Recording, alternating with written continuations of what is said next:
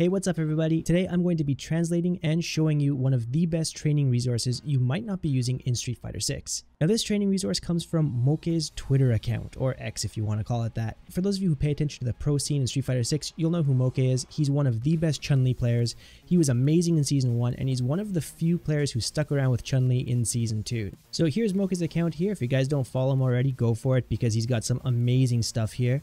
And if we scroll down, we can see that he has this like training mode practice routine thing that he posts every couple of days or sometimes multiple times a day. And these are really fantastic resources that you can use, except there's one problem. They're all in Japanese, but don't worry, that's what I'm here for. But instead of going through and translating them one by one, I'm just going to go into training mode, show you exactly what you're going to want to do and how to set these up. So let's get into that right now. So the first drill we're going to be looking at is how to do a perfect parry drive rush option select on your knockdown. So just to show you what it would look like in a real match, you're playing neutral and then maybe you get hit by a sweep, then you do a throw on wake up, maybe as a delayed throw tech, and then you get hit by your opponent who shimmies away. Or if you decide not to shimmy and you just decide to block, your opponent's going to hit you meaty and it's still going to be their turn and they can do whatever they want after that. This is when you're going to want to go for the perfect parry drive rush option select setup. So to get this drill set up, here's what you're going to want to do. Pick Ryu as the dummy. Be sure to turn off any screen display settings that aren't going to be visible in a match. Here, just for you guys, for this training video, I have input history display as well as the virtual controller turned on just so you can see what I'm doing. But if you're practicing this at home, you'd want to have these off. So in training slot 1, you're going to want to record Ryu doing crouching hard kick into an immediate whiffed standing medium punch and then to an immediate standing hard punch. So altogether, it would look something like this. Then in slot 2, what you would want to do is the same thing, except this time, you're going to go crouching hard kick, standing medium punch, and then backdash. Then what you're going to want to do, you'll turn on slot 1, and then you're just going to practice your perfect parry timing. There, I was late. I don't play Chun-Li, so I don't know what the best punish is, but you're going to want to go for your best punish afterwards. Then, once you got that done, you're going to turn on slot 2. After you get that timing down, you're going to want to go to slot 2. So this time you're going to input it as a drive rush input. So you're going to tap forward and then forward plus parry at the same time to give you a drive rush. So it looks something like this. So if you get it like that, that means you got it right. So doing this will let you take your turn back on knockdown to beat opponents who are trying to backdash or walk backwards to avoid your throw and to kind of shimmy you. So then once you can do that, what you're going to want to do is you're going to want to turn both of them on. Make a save state, turn them both on, and then practice the option select. We go. So I was too early on the perfect parry there. Got it. Alright, there it is. So it would look like that. Then with your main character, what you would probably want to do after the drive rush is do something like a standing light punch. This way, if it's blocked by the opponent, you can get a +3 situation and set up your strike, throw, shimmy game, stuff like that. So give that a try. It's definitely going to help you. This is just using Ryu, but there are lots of situations where your opponent can go for a strike or... So there are a lot of situations where your opponent can go for a strike or a backdash to kind of avoid your throw.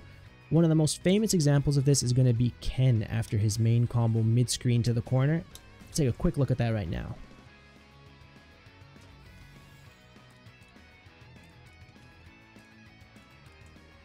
So a really common thing against Ken, he'll do this to you, he'll do his trigger combo into this, and then he'll dash forward twice and either go for a meaty standing light punch, or he'll do the exact same thing, but after the double forward dash, he's going to backdash once to avoid your throw, and then if he reacts to that, he'll hit you with a standing hard punch and kind of go for a big combo. What you're going to do is you're going to practice doing it against his standing light punch ender. Kind of like this. Let's see if I can get it. Got it. Throw into the corner, then turn this on. Try to go for the option select. Take your turn back, throw into the corner, then turn them both on.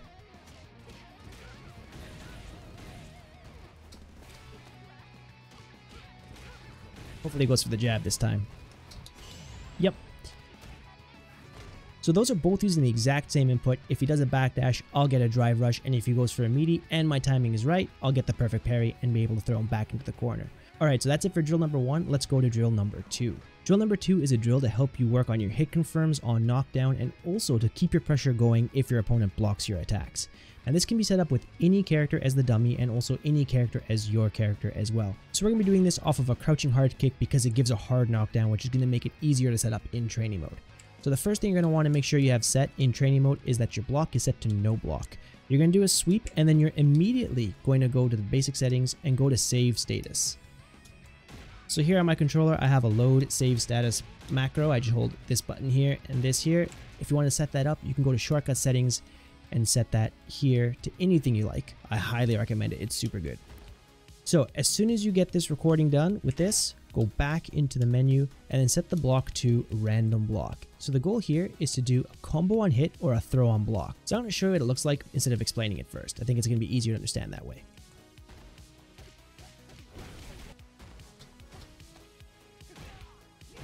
There, so the dummy is set to random guard, so you don't know whether the opponent is going to block or get hit.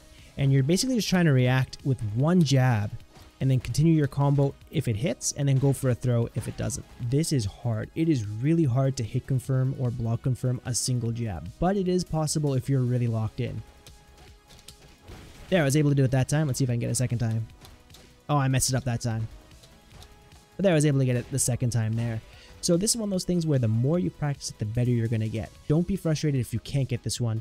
This might be something you just want to practice maybe for like 1 or 2 minutes every time you turn on the game, and then slowly over the course of a couple of days, weeks, and probably months, you're going to get much better at doing this. Like I said, it's hard, so don't get frustrated if you can't do this. Drill number 3 is going to be how to react to jumps and DIs during your pressure, especially in the corner. So there are a lot of times in this game where you'll get a knockdown in the corner against your opponent, you go for a block, you go in for a throw, and then they end up jumping. Now, a vertical jump's usually not too bad, but a forward jump can really mess up your corner pressure if you mess it up, because then your opponent escapes and then you're put into the corner.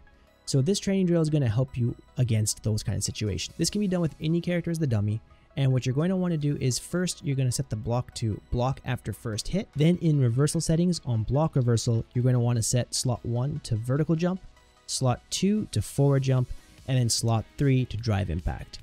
So first, we're going to start with the easy one. Let's do vertical jump.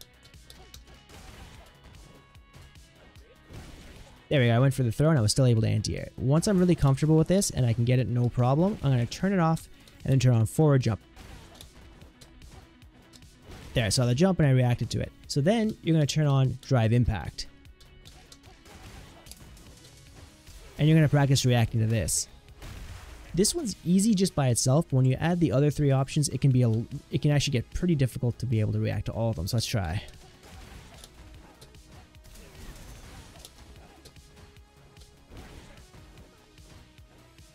Okay, so that's what it would look like once you turn on all 3 of those. So this one seems really easy to do, but adding the vertical jump, forward jump, and drive impact all together can actually make it really hard to react to. And this is one of those things that if you're able to get this consistently all the time, you'll be able to shut down a lot of your opponent's escape options in the corner. So if you haven't tried this one out yet, go for it. I guarantee it's going to help. So next up is drill number 4, and it's a walk back option select versus throws and lows. And the goal of this drill is to help you block lows and avoid throws.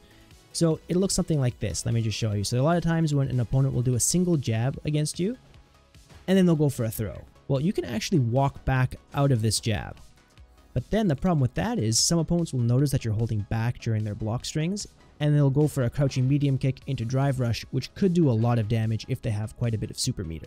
So this option select drill is to help you avoid both. If you look here, if I just walk back a little bit and then immediately block low, I'll be able to block the crouching medium kick, but I'll also be able to get out of the throw range, which means I can punish it. So in slot 1, you're going to want to record Ryu doing neutral jump into an immediate standing light punch and then into an immediate throw. Then in slot 2, you're going to want to record almost the same thing, an immediate jump, then standing light punch into an immediate crouching medium kick. Then you're going to turn both of these on, go right beside your opponent, make a save state, then just practice doing a little micro walk back. If your timing is right, you'll get out of the throw range, and then if the dummy does it, you'll be able to block the low. If you're getting hit by the low, that means you're walking back too far. So let's see. Hope he does the low. There we go. That means you're holding back too long. It's really just like a quick adjustment from blocking low to walking back and then blocking low again. Then once you're able to do this, you're going to want to punish the throw whiff from your opponent. So let's watch your opponent. Let's look for that throw whiff whenever it comes. I hope it comes soon. There we go. So we're reacting to the throw. We're not just mashing on hard punch, hoping that it's going to come out. You have to watch your opponent. If you see the throw come out, go for your best punish counter combo. That's really going to help you out in your matches because a lot of people do a throw after a single jab. Drill number 5 is going to be whiff punish training from mid-range. This is going to help you against opponents who do crouching medium kicks or heavy attacks, or then sometimes jump instead. So for the dummy, you're going to want to set Ken, and you're going to want to set him just outside of his crouching medium kick range. I already set that here. I set a save state. This is just at the tip of his crouching medium kick range. It won't hit me from here. Then in slot 1, you're going to want to record neutral jump into crouching medium kick. It'll look like this. Then in slot 2, you're going to want to record a neutral jump into standing hard kick, and it would look like this. And in slot 3, you're going to do a neutral jump into a forward jump, and I did a forward jump hard punch here in this recording. So first, slot 1, turn it on and practice whiff punishing his crouching medium kick. Then slot 2, against the standing hard kick, you're just going to want to block. Then slot 3, practice your anti-air. Once you can do that, turn them all on, try to react to the crouching medium kick with the whiff punish, block the standing hard kick, and then anti-air the forward jump.